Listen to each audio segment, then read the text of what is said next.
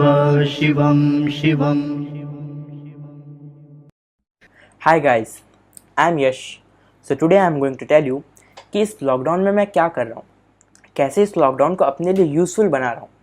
तो आप भी अपने इस लॉकडाउन को अपने लिए यूज़फुल बना सकते हैं, रैदर देन आप ये बोले कि ये टाइम मेरा वेस्ट जा रहा है। इससे अच्छा इस टाइम को आप इन्वेस्ट कर ले अपने लिए ही। तो ऐसी बहुत सारी चीज़ें हैं जो मैं आज आपसे शेयर करूँगा कि इस लॉकडाउन में आप क्या क्या कर सकते हैं। So first, physical exercise. Physical exercise is must in this lockdown because बाहर जिम बंद है, स्विमिंग पूल बंद है, हम मॉर्निंग वॉक पे जा नहीं सकते, तो हम घर पे ही कुछ ना कुछ फिजिकल एक्सरसाइज ज़रूर करें। एग्जाम्पल, अगर आपके पास कोई मशीन है या गाड़ी है या बाइक है या साइकिल है, अगर आप उसको कुछ दिन तक यूज़ ना करें या कुछ हफ्तों या कुछ महीनों तक यूज़ ना करें तो बाद में वो उतनी फ्रिक्वेंटली काम नहीं करेगी। तो वैसे हमारी बॉडी ये भी एक मशीन ही है। अगर हम इसको काम ना कराएं, इसको फिजिकल एक्सरसाइज ना करवाएं, तो ये भी बाद में उतनी फ्रिक्वेंटली काम नहीं करेगी। इसमें भी कुछ ना कुछ खराबी आनी शुरू हो जाएगी। तो हमें ऐसा कुछ कुछ करना चाहिए जो हमारी बॉडी को एक्टिव रखे। Any exercise is better than no exercise. मतलब कुछ एक्सरसाइज ना करने से तो अच्छा ही है। तो आप घर में ऐसा कुछ करें जिससे आपकी बॉडी एक्टिव रहे। आपको फिजिकल एक्सरसाइज दिन में कभी ना कभी ज़रूर करना चाहिए। घर में कुछ ना कुछ काम कर सकते हैं, घर वालों की हेल्प कर सकते हैं, या घर में बर्तन धो सकते हैं, कपड़े धो सकते हैं। आजकल तो बड़े बड़े स्टार्स भी कर रहे हैं। और ये जो हम अपनी मम्मी का हेल्प करेंगे और इससे जो हम सीखेंगे कि बर्तन कैसे धोते हैं, कपड़ा कैसे धोते हैं या पोछा कैसे मारते हैं, जो हम अपने मम्मी या डैडी से इस लॉकडाउन के पीरियड में सीखेंगे, ये हमारे लाइफ में आगे फ्यूचर में बहुत हेल्प करेगा।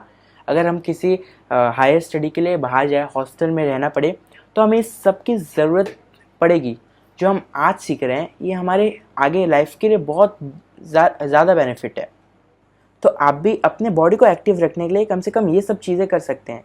ऐसे घर में बहुत सारे काम हैं जो आप कर सकते हैं जिससे आपकी बॉडी कम से कम एक्टिव रहे।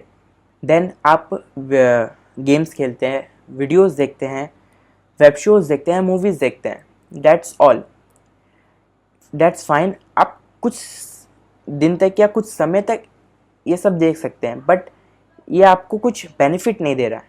तो आपको बेनिफिट के लिए आपके धर्म के रिलीजियस बुक पढ़ सकते हैं आप। ये आपको बहुत सारा नॉलेज देगा।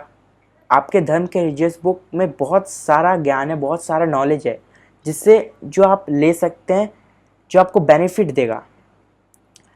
हम लॉकडाउन के पहले बोलते थे कि हमारे पास उतना टाइम नहीं है कि हम रिलीजियस बुक पढ़े, रिलीजियस के बारे में जानें, बट अभी आपके पास टाइम है तो आप इसके बारे में जान सकते हैं, इससे नॉलेज ले सकते हैं। अगर आपके घर में रिलीजियस बुक अवेलेबल नहीं है तो आप इस ऑडियोज़ सुन सकते हैं। ऑडियोज़ बहुत जगह अवेलेबल है। इसके रिलीजियस पे शोज़ बने हैं, शोज़ देख सकते हैं, या मूवीज़ भी बनी है तो मूवीज़ देखते हैं, या स्टोरीज़ भी आप सुन सकते हैं।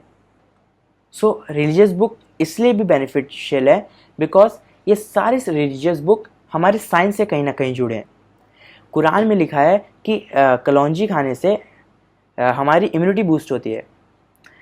तो हमारा ये सारे रिलीजियस बुक साइंटिफिक तरीके से जुड़े हुए हैं। आप आयुर्वेद पढ़ सकते हैं अपने ज्ञान के लिए, अपने नॉलेज के लिए, और हमें ये सारा बेनिफिट भी फ्यूचर में ज़रूर मिलेगा। ये टाइम ऐसे ही नहीं जा रहा, ये कुछ ना कुछ सिखाते जा रहा है, और आपको सीखना पड़ेगा इन सारी चीज़ों से।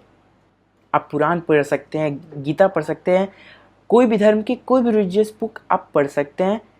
सब में कहीं ना कहीं बहुत ज़्यादा और बहुत अच्छा नॉलेज ही है। सो बहुत सारे स्टूडेंट्स के ऑनलाइन लेक्चर भी शुरू हो गए, तो उस ऑनलाइन लेक्चर में से भी आप अच्छे से पढ़ाई कर सकते हैं।